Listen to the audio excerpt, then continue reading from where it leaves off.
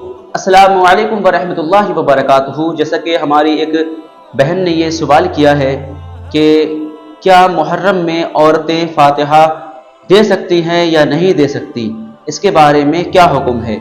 तो सबसे पहले आप ये बात जान लें कि मुहर्रमुल हराम ही नहीं बल्कि किसी भी महीने में औरतें फातिहा दे सकती हैं। कभी भी हो औरतें फातिहा पढ़ सकती हैं, इसाले सवाब कर सकती हैं, इसमें कोई हर्ज वाली बात नहीं है। अब जो फातिहा दे रहा है उस फातिहा देने वाले के लिए इतना ज़रूरी है कि उसको कुरान पाक की सूरत याद हो, कुरान पाक की वो तिलावत करना जानती हो। अगर अब कुछ औरतें ऐसी होती हैं कि उनको सिर्फ अलहम्दो ही याद होती है, कुल हुवल्लाह ही याद होती है, तो अगर उनको सिर्फ अलहम्दो शरीफ याद है, कुल हुवल्लाह शरीफ याद है, तो वो सिर्फ इतना ही पढ़ के ही इसाले सवाब कर दें, फातिहा हो जाएगी।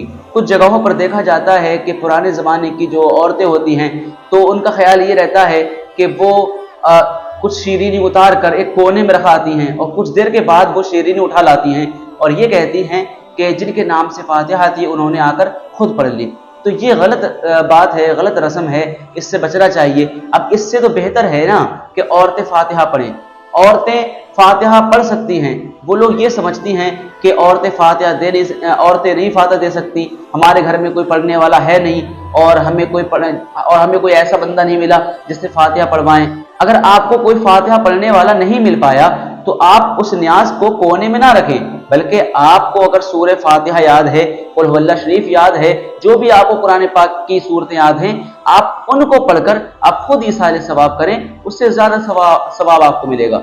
अब फातिहा किस तरह दी जाए, इसके ताल्लुक से हमारे चैनल पर वीडियोस अपलोड की जा चुकी हैं, फिर भी मैं इस वीडियो में बता देता हूँ कि किस तरह फातिहा पढ़ें।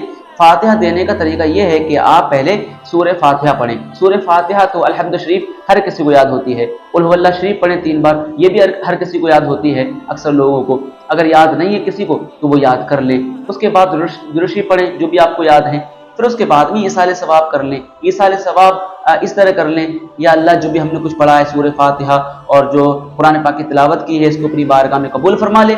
इसका सवाब सबसे पहले तेरे प्यारे नबी हज़रत मोहम्मद सल्लल्लाहु अलैहि वसल्लम की बारगाह पेश करते हैं, कबूल फरमा। अब हुजूर के वसीले से हुजूर के वालिदैन, हुजूर के घर वाले, हुजूर के अहले बैत, हुजूर के तमाम सहाबा साहबियात, ताबईन, तबे ताबईन, सबकी बारगाह पेश करते हैं, कबूल फरमा।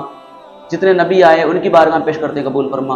अब इमाम हसन इमाम हुसैन हैं, उनकी बारगाह पेश करते कबूल फरमा। अब जिन जिन हजरात के आपको नाम याद हैं तो आप उनके नाम से इसाले सवाब करते रहें, फातिहा हो जाएगी। अब कुछ लोगों के जहन में ये रहता है कि मर्द हजरात की फातिहा अलग होती है, मर्द अलग फातिहा पढ़ते हैं, औरतों के फातिहा पढ़ने का अलग तरीका होता है, तो ये भी बात गलत है। बल्कि फातिहा एक ही है, चाहे मर्द पढ़े या औरतें पढ़ें।